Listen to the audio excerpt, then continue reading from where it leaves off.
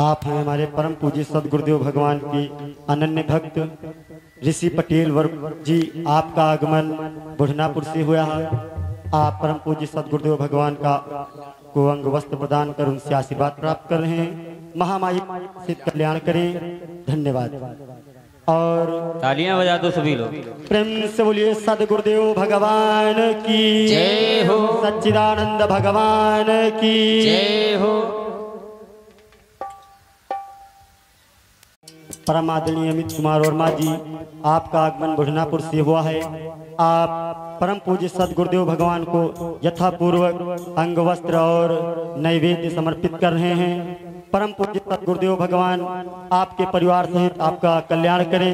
महामाई की कृपा आप पर सदैव बरसती रहे। प्रेम से बोलिए सदगुरुदेव भगवान की जय हो। साथ ही साथ में अंग वस्त्र के साथ में कुछ दक्षिणा भी भेंट हो रही है। महामाई परिवार सहित कल्याण करें। धन्यवाद। प्रेम से बोलिए सच्चिदानंद भगवान की जय हो। सच्चे दरबार की जय हो। सभी भक्तों से निवेदन, आप लोग इधर उधर खड़े ना हो, आकर के अपनी दीर्घा में स्थान ग्रहण करें। परम पूज्य सदगुरुदेव भगवान का आगमन व्यासपीठ पे हो चुका है। सभी भक्तगण बड़े प्रेम के साथ में परम पूज्य सदगुरुदेव भगवान की श्रीमुख से भगवान की पावन सदगाथा को श्रवणपान करें। और एक निवेदन, सत्संग के दौरान कोई भी भक्त माताएं बहनें अपनी दान दक्षिणा लेकर के व्यासपीठ के समक्ष नहीं आएंगी।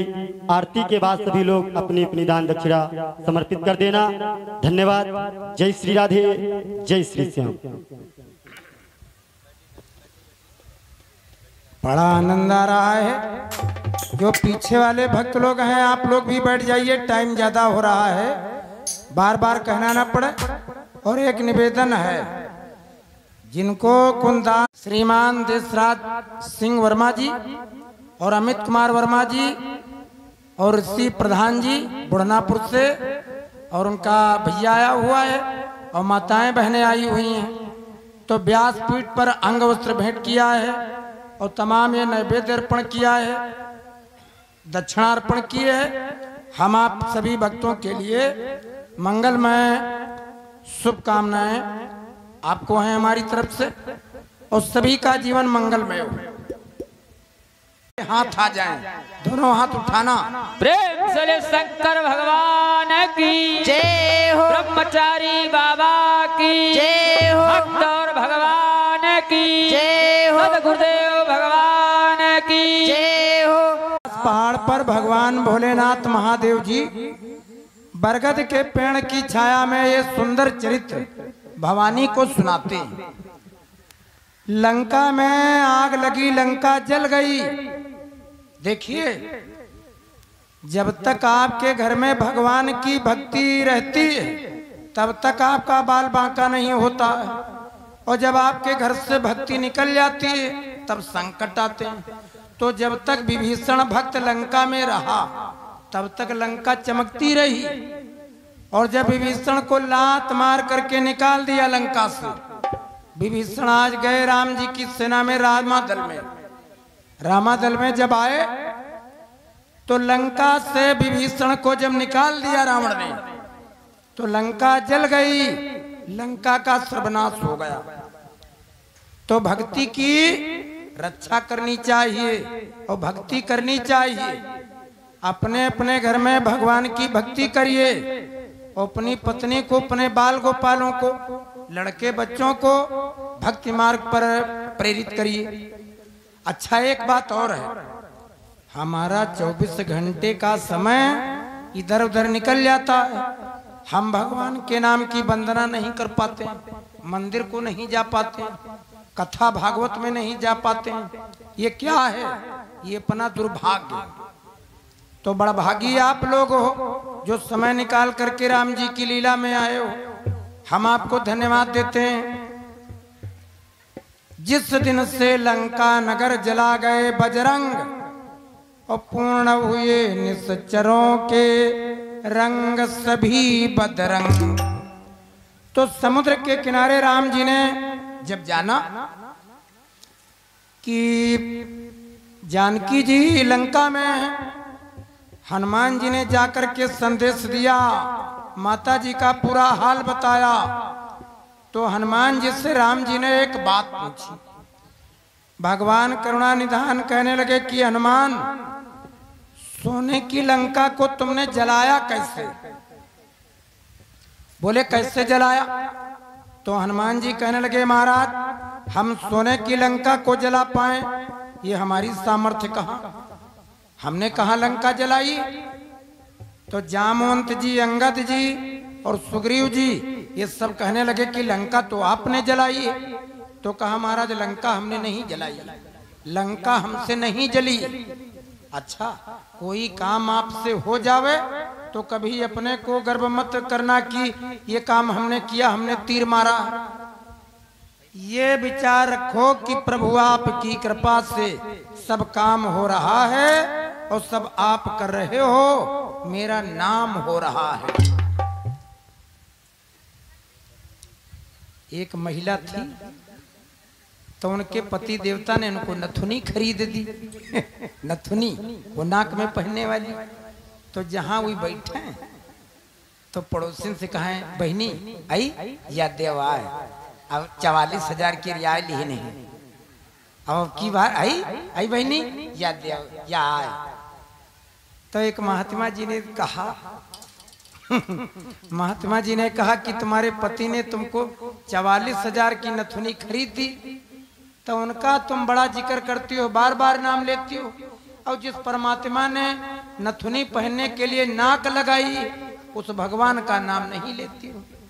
तब बात सही है, जिसने नथुनी खरीद दी उनका जिक्र बार बार, और जिस परमात्मा ने नथुनी पहनने के लिए नाक दी उनको तो भूले बैठे। मकान की दीवार को देखते हैं लेकिन जिस नींव के ऊपर मकान की दीवार है उस नींव को भूल जाते हैं। हम लोग माता पिता को भूल जाते हैं और भगवान को भूल जाते हैं। तो हनुमान जी ने कहा, महाराज ये लंका हमने नहीं जलाई। फिर बोले लंका जली कैसे? कहा कि कैसे जली, कैसे जली, वो कैसे जली, बोलो बजरंग बली। कैसे जली, कैसे जली, वो कैसे जली, बोलो बजरंग बली। ये सोने वाली लंका कैसे जली, पवन सुत लंका कैसे जली, ये सोने वाली लंका कैसे जली, पवन सुत लंका कैसे जली। कैसे जली, कैसे जली, कैसे जली, बोलो बजरंग बली। ये सोने वाली लंका कैसे जली, सोने वाली लंका कैसे जली, पवन सुत लंका कैसे जली। तो और कोई होता तो फूल करके गुलगुला हो जाता कि हमारी बड़ी तारीफ हो रही। लेकिन हनुमान जी कहने लगे, महाराज ये लंका हमसे नहीं जली। तो बोले कैसे जली? कहा ये आप सबसे जली। बंदर भालू हंसने लगे कि जलाया खुद है और नाम राघव को बताते हैं। हनुमान जी ने कहा, ऋषियों के श्राप से, रावण के पाप से,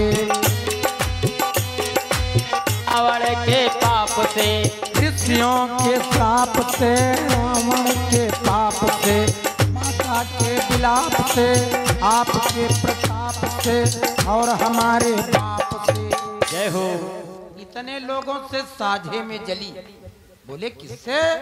कहा महाराज ऋषियों मुनियों ने अगर रावण को श्राप न दिया होता और माता जानकी जी का शोक उपवन में विलाप न होता और आपके चरणों का प्रताप न होता और रावण ने पाप न किया होता और हमारे बाप अगर हवा न चली होती तो लंका हम कहां जला पाते। हनुमान जी ने कहा, ऋषियों के श्राप से, माता के विलाप से, रावण के पाप से, आपके प्रताप से और हमारे पाप से, सबसे जली, सबसे जली, सबसे जली, सबसे जली, सबसे जली बोले बजरंग बली। ये सोने लगी लंका सबसे जली, ये सोने वाली लंका सबसे जली, ये सोने वाली लंका सबसे जली, ये सोने वाली लंका सबसे जली। चाहे जितना बड़ा काम आपसे हो जावे लेकिन गर्व ना आने पावे। जिसने अपने मान का मर्दन कर दिया उन्हीं का नाम हनुमान पड़ा। हनुमान का मतलब है कि जिसने अपने अभिमान को मार दिया। अच्छा व्यक्ति सब चीजों को मार देता है लेकिन अपने अभिमान को मारता नहीं। तो मारना है पड़ोसी को मत मारना, जीव जंतुओं को मत मारना। अगर मारना है तो अपने घमंड को मारना, अपने अभिमान को मारना। अभिमान को मारोगे कैसे? जब अपने से बड़े लोगों का आदर करोगे और उनको पहले नमस्ते प्रणाम करोगे तो आपका अभिमान जाएगा। जब दूसरे के चरण छूओगे, पैर छूओगे तो तुम्हारा घमंड मर जाएगा। और जब तक घमंड रहेगा तब तक तुम पहले नमस्ते नहीं कर पाओगे, न जय राम कर पाओगे, न किसी को प्रणाम कर पाओगे। अभिमानी आदमी किसी के पैर नहीं छू सकता।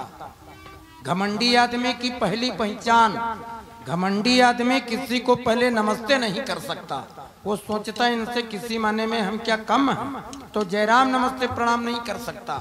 अगर पहले प्रणाम करोगे, नमस्ते करोगे तो जीवन आपका धन्य बन जाएगा। और फिर एक बात, जब किसी से आप जयराम करते हो, भैया जयराम, तो 2 बार कहता जयराम, भैया जयराम, जयराम, जयराम। वो 3-4 बार कहता, इसका फल आपको मिलेगा। तुम्हारे द्वारा उसके मुंह से भगवान का नाम निकला, इस पर विचार करना। तो हनुमान जी ने जब पूरा समाचार दिया और चूड़ामणि दिखाई भगवान को, तो समुद्र के किनारे राम जी बैठ गए और समुद्र से रास्ता मांगने लगे। अब देखिए, विनय न मानति जलधि जड़, गए 3 दिन बीत, और बोले राम सकोप तब, कि भय बिनु होई न प्रिय। बड़ी विचित्र बात, विनय न मानति जलधि जड़, गए 3 दिन बीत। कुछ लोग ऐसे हैं कि उनसे हाथ जोड़ करके अगर कोई बात कहो तो नहीं मानते, और उनके थप्पड़ 2-4 लगाओ, बस तुमका भैया भैया भैया भैया, और बताइए कि तुम्हारा स्वभाव बहुत बढ़िया। सही बात। अगर 600 mg का ब्रूफेन तुम शुरू से खाए रहे तो दोबारा 400 mg वाला फायदा नहीं करता। तो कुछ आदमी ऐसे हैं कि जब तक उनके ऊपर 2-4 थप्पड़ नहीं पड़ते हैं तब तक वो राइट टाइम नहीं होते। हाँ, तो 3 दिन तक प्रार्थना की, लेकिन विनय न मानति जलधि जड़, और गए 3 दिन बीत, और बोले राम सकोप तब, भय बिनु होई न प्रीत। राम जी ने कहा कि लक्ष्मण, 60 सन विनय कुटिल सन प्रीति, 60 सन विनय कुटिल सन प्रीति, सहज कृपन सन सुंदर नीति।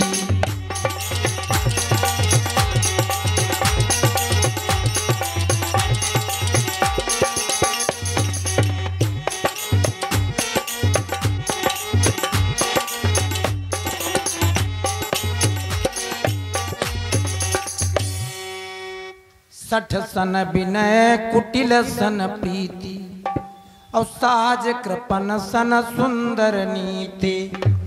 60 के साथ में विनय से वार्ता करोगे तो मानेगा नहीं, और जो कुटिल है, जिसका हृदय कुटिलता से भरा, तो उससे अगर प्रीति करोगे तो बिच्छू वाली स्थिति होगी, वो तुम्हारे डंक मारेगा।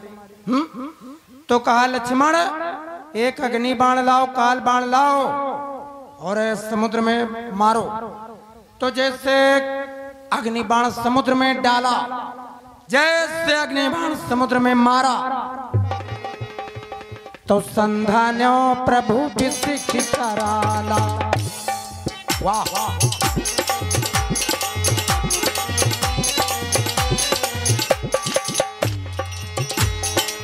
संधानो प्रभु विसिख कराला, उठी उदधिउर अंतर ज्वाला।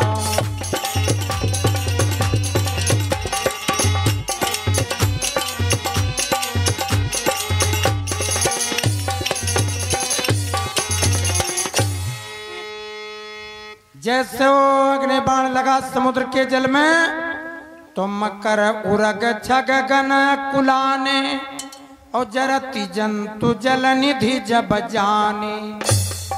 समुद्र के जितने जलचर थे, मगरमच्छ, मछलियां, मेढक और जो पानी वाले सर्प थे, कछुआ, घड़ियाल, इनके अंग सब जलने लगे।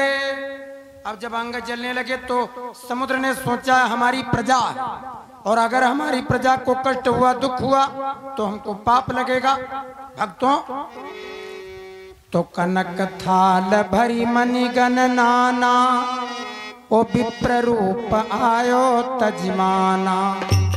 कनक थाल भरी मणिगण नाना, मोतियों का ढेर लगाया एक परात में, थाल में।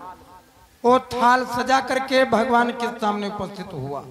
कनक थाल भरी मणिगण नाना, ओ विप्र रूप आयो तजमाना। भगवान से प्रार्थना की, भगवान तो प्रताप में जाब सुखाई, उतरई कटक न मोरी बड़ाई। कहा भगवान आपके प्रताप से हमारा शोषण हो जाएगा, आपकी सेना उतर जाएगी पार में, लेकिन इसमें आपकी कोई बड़ाई नहीं है। तो राम जी कहने लगे कि 3 दिन से हम प्रार्थना कर रहे हैं और आप हमको मार्ग नहीं बता रहे हो। तो कहा महाराज हम बड़ी सुंदर एक तरकीब आपको बतला रहे हैं। बोले क्या? राम जी ने कहा क्या तरकीब? तो कहा महाराज आपकी सेना में नल नील नाम के 2 शिल्पी, उनके द्वारा हमारे ऊपर आप पुल बना लो। हमारे ऊपर अगर वो पत्थर डालेंगे तो पत्थर तैरते रहेंगे। अब ये देखिए जादूगरी की विद्या।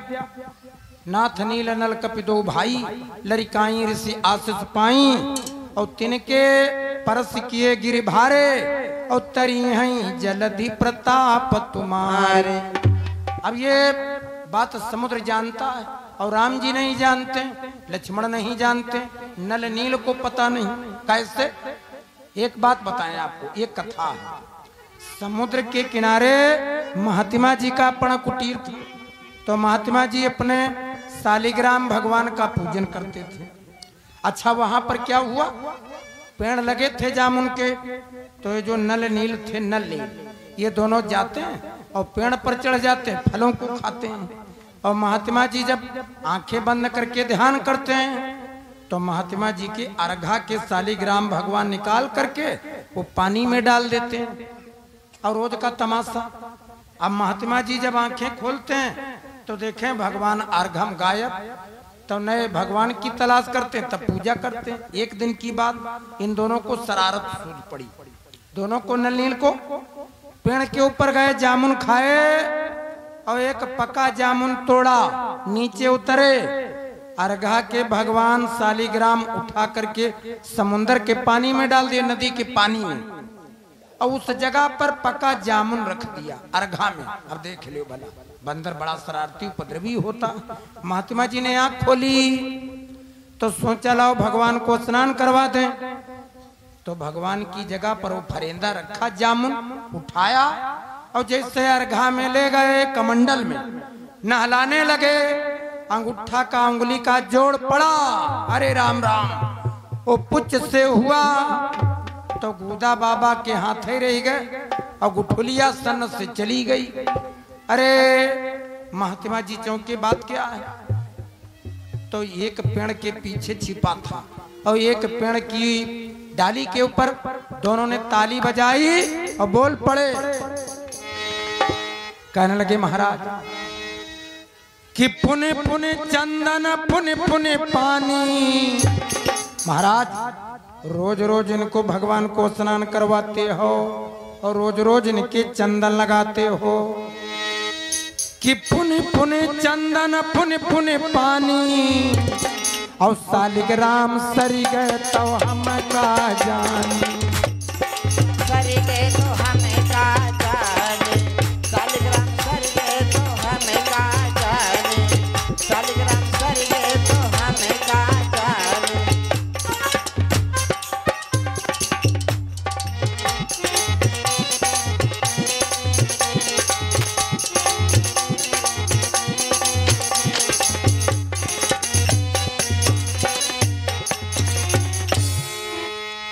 पुनि पुनि चंदन पुनि पुनि पानी और सालिग सरी गए हम का जानी। कहा महाराज रोज रोज स्नान करावत और रोज रोज इनकी चंदन लगावत तो ही भगवान सरी ने जी है का इससे रही। अरे जब महात्मा जी ने देखा ये उपद्रव तो महात्मा जी को क्रोध आ गया। महात्मा जी बोल पड़े आज से तुम लोगों की सारी शरारत बंद, आज से तुम्हारी सारी शरारत बंद। श्राप दे दिया कि तुम लोग पत्थर जो पानी में डालोगे वो डूबेगा नहीं, वो तुम्हारे हाथ का डाला पत्थर पानी में उतराता रहेगा। ये श्राप दे दिया। महात्मा जी ने कह दिया वस्तु तुम्हारी छुई जो होई और पानी मां डूबे ना कोई। ये श्राप लग गया। अच्छा ये नदी समुद्र में जाकर के मिली थी तो समुद्र इस रहस्य को जानता था।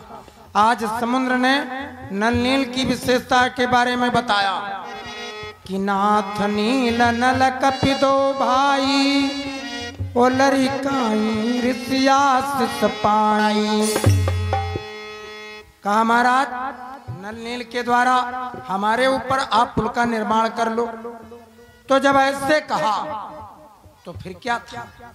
समुद्र के किनारे जो पत्थर खंड थे उनको बंदर भालू लाने लगे। अब भगवान का प्रताप क्या है विचार करिए। नल एक पत्थर को लेता है उस पर रा लिखता है और नल दूसरे पत्थर को लेता उस पर मां लिखता है।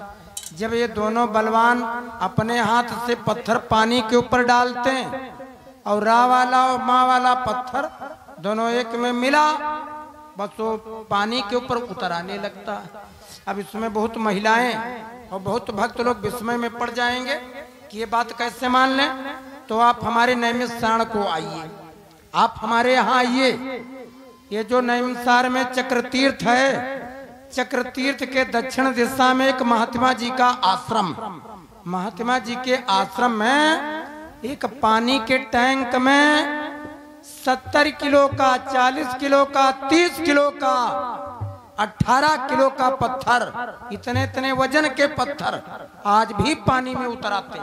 आप देखिए वो पत्थर इतने पुराने हैं कि उन पर खरोंचे बन गई, ऊपर ऊपर के पत्थर कट गए, खुदरे हो गए, खुरदरे। आज भी देख सकते हो, आश्चर्य मत करना। पत्थर 70 किलो का, 45 किलो का, 18 किलो का, 25 किलो के वजन के पत्थर आज पानी में उतरा रहे हैं। ये त्रेता युग के पत्थर नीमसार में पत्थर उतराने लगे। अब एक पत्थर पर रा और एक पत्थर पर मां। अब राम का नाम एक ऐसा मंगलकारी, राम के दोनों अक्षर रा और मां, ये कितने गुणकारी हैं देखिए कि राम के दोनों अक्षर अनमोल मनुआ, बोल क्या देगा इसका तू मोल मनुआ, बोल क्या देगा इसका। राम के दोनों अक्षर, राम के दोनों अक्षर अनमोल मनवा, बोल क्या देगा इसका तू मोल मनवा, बोल क्या देगा इसका तू मोल मनवा, बोल क्या देगा इसका तू मोल मनवा। और देखिए राका शब्द कर जिभिया बिचारी, माँ कह के बंद कर पठवा की माई। राका शब्द कहे जिभिया बिचारी, माँ का शब्द कहे मठवा के मारी। राका शब्द का है जिभिया बिचारी, माँ कह के बंद कर मठवा की मारी।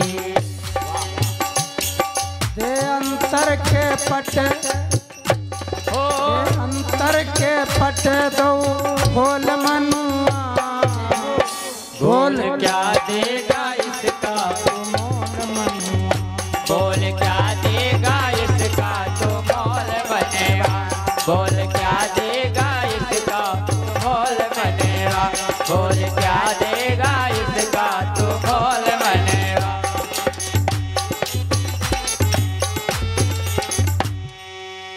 राम के दोनों अक्षर अनमोल मनुआ, बोल क्या देगा इसका तू मोल मनुआ।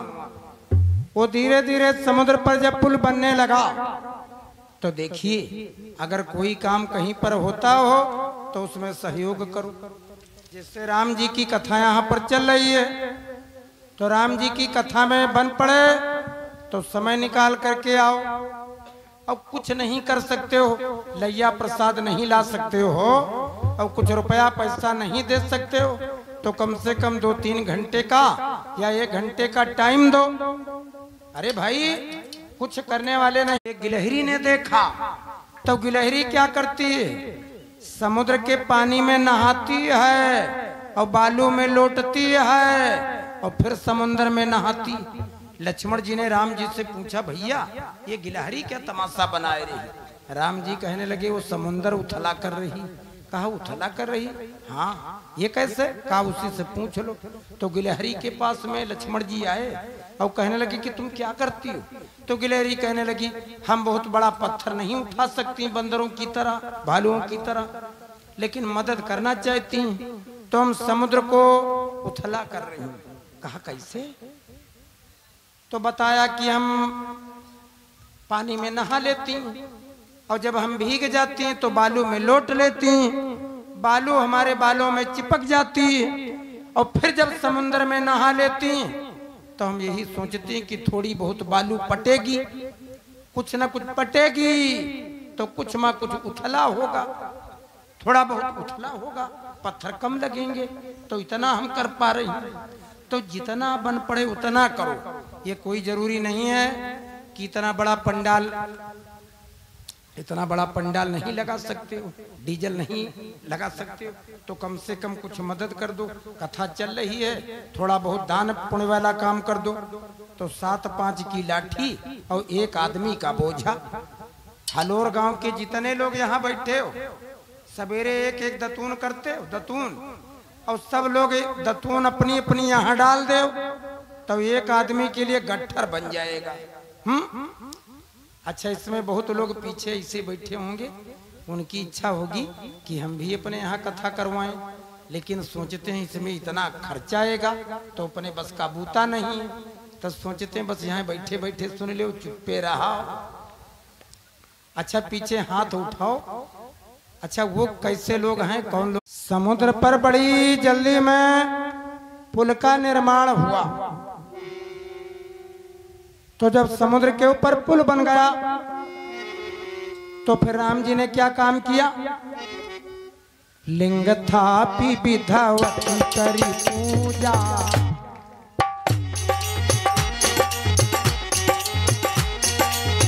लिंग था विधवती करी पूजा, यूं समान प्रिय मोहिन दूजा।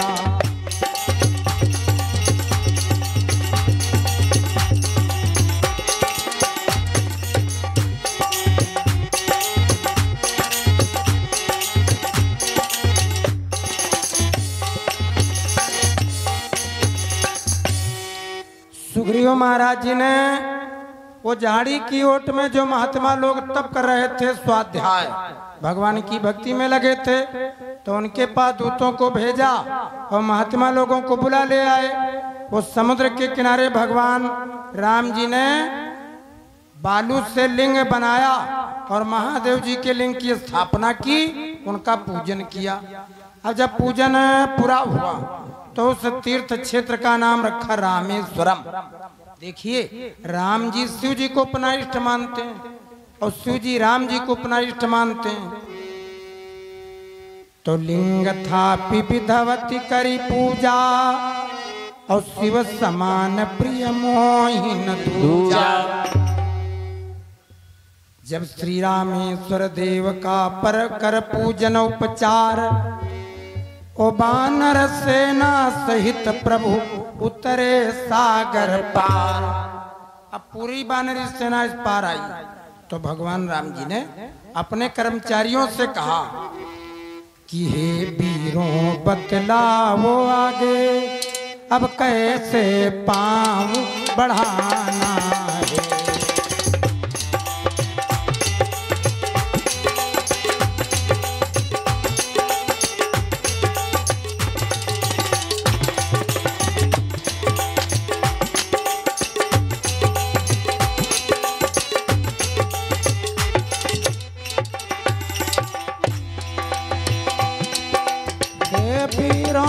बतलाओ आगे, अब कैसे पाँव बढ़ाना है। लंका पति तो चुप बैठा है, कुछ खबर नहीं क्या आना है।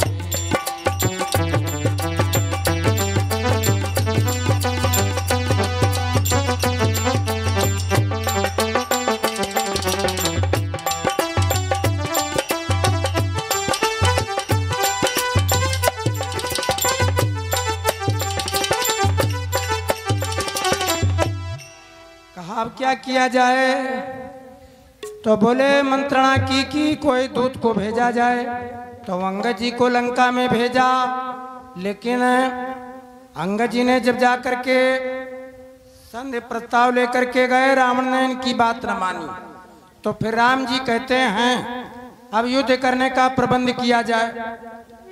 तो आज्ञा पा कपिराज ने यूथप लिए पुकार, और 4 विभागों में किया बानर कटक तैयार। बानरी सेना की 4 टुकड़ियां हुई। उत्तर दक्षिण पूर्व पश्चिम के लिए जो गई थी टुकड़ियां, वो सभी इकट्ठा हुई। अब जब रणभेरी बजी, राम जी कहने लगे कि रघुकुल की मर्यादा का रक्षण करने के लिए अब हमको युद्ध करना पड़ेगा, और रघुकुल की मान मर्यादा को सुरक्षित रखने के लिए अब हमको आगे कदम बढ़ाना होगा। तो फिर आज्ञा पा कपिराज ने यूथप लिए पुकार, और 4 विभागों में किया बानर कटक तैयार। तो जब लंका की तरफ बड़े बड़े बलवान, सुग्रीव जी ने कहा कि वीर बलवानों, शंका को हटा बजा डंका, लंका पर वीरों चढ़ जाओ, और कह करके हर हर महादेव आगे को वीरों बढ़ जाओ। तो बानरी सेना के बड़े बड़े बलवान हाथों में पत्थर खंड लेकर के और पेड़ों की शाखाओं को लेकर के हर हर महादेव, हर हर महादेव, राजा रामचंद्र की जय जयकार करके आगे बढ़े। लंका में जब खबर मची, हल्ला हुआ, तो उधर से रावण राजा ने मेघनाद को युद्ध मैदान में भेजा।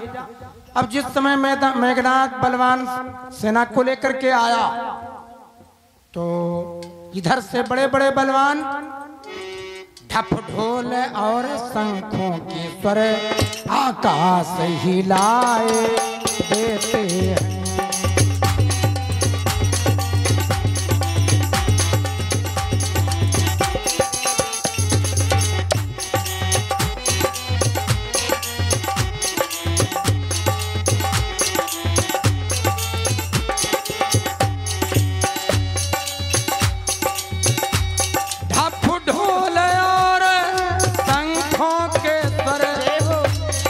आकाश हिलाए देते हैं, आकाश हिलाए देते हैं, आकाश हिलाए देते हैं, आकाश हिलाए देते हैं। और वीरों के गर्जन तर्जन पर धरती कहलाए देते हैं।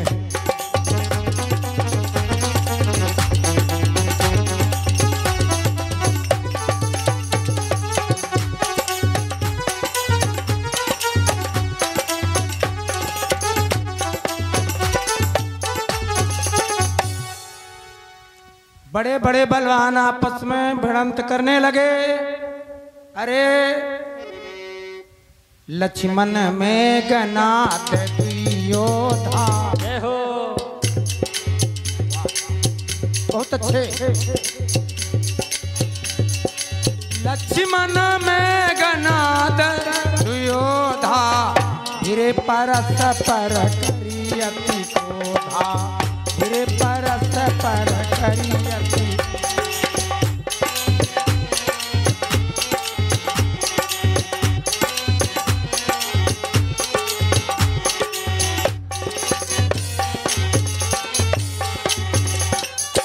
लक्ष्मण मेघनाद दुयोधा अभिरे परस्पर करियति क्रोधा। लक्ष्मण और मेघनाद में युद्ध होने लगा। बड़ी देर तक वार्ता हुई।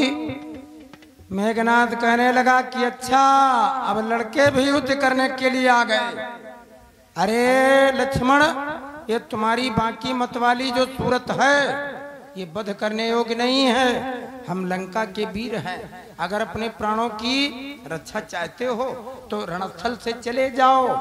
तुम्हारा हम वध नहीं करना चाहते हैं। तो लक्ष्मण जी कहने लगे कि लंका के बलवान जो सूरवीर बलवान योद्धा होते हैं वो युद्ध मैदान में बात नहीं करते हैं, वो धनुष बाण से युद्ध करते हैं। अगर लंका के तुम बलवान योद्धा हो तो तीर चलाओ। अब दोनों तरफ से बाण छूटने लगे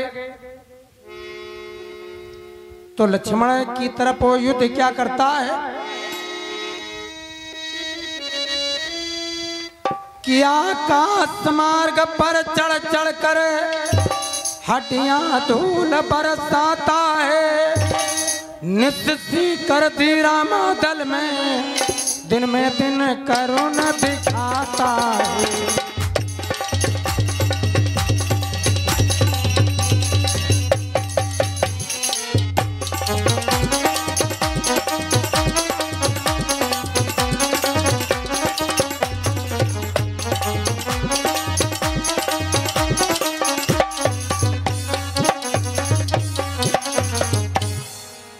घायल वीर विराजत बड़े बड़े मत वाले योद्धा आपस में घमासान करने लगे, लड़ाई लड़ने लगे। जब युद्ध होने लगा मुंडन केरो मुंड चौरा भाई और मुंडन के लगे पहाड़।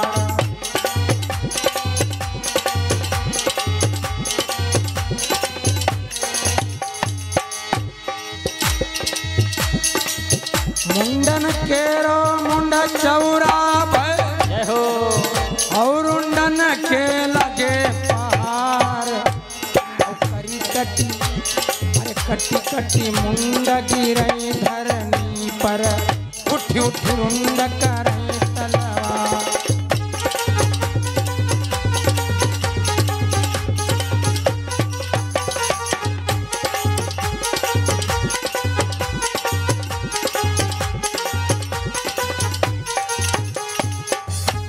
बड़े बड़े बलवान कटने मरने लगे, आपस में लड़ाई लड़ने लगे।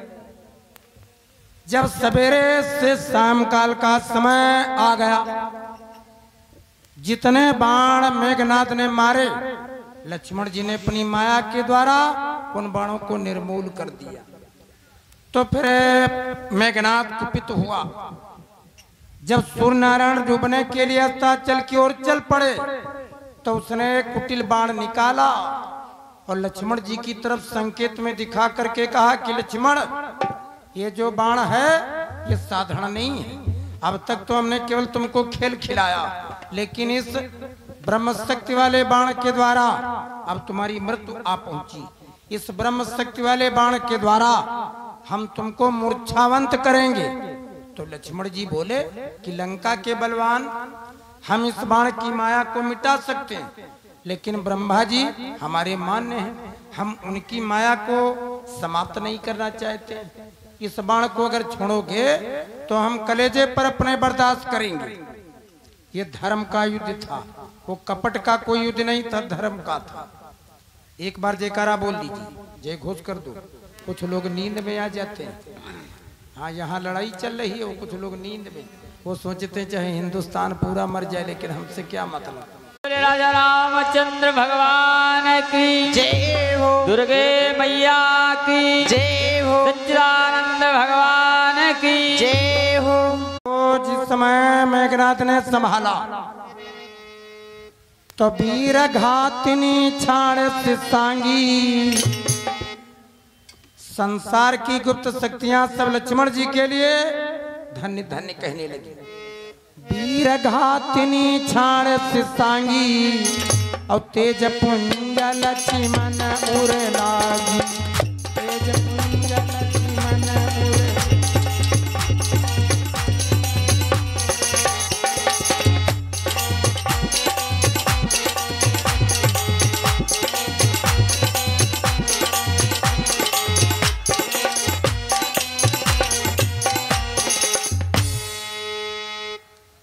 तेज पुंज लक्ष्मण और लागी। हमारे परमादरणीय भगवत प्रेमी मिश्रा जी का आगमन हुआ है और आपके साथ में हमारे माननीय विधायक महोदय जी का आगमन हुआ है।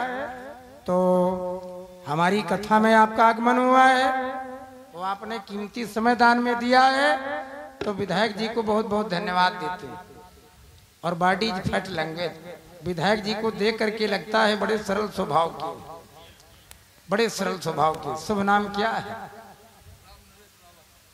श्रीमान माननीय राम नरेश जी रावत आपके क्षेत्रीय विधायक हैं, आपने इनको विधायक चुना है और हम आपसे अपील करते हैं कि फिर इनको विधायक बनाना, बार बार बनाओ। हाँ, ताली बजा दो, स्वागत करो। विधायक जी का सम्मान कर दीजिए। मिश्रा जी इधर कैमरे के सामने लो, अंग वस्त्र भेंट करो। विधायक जी खड़े हो जाइए। हाँ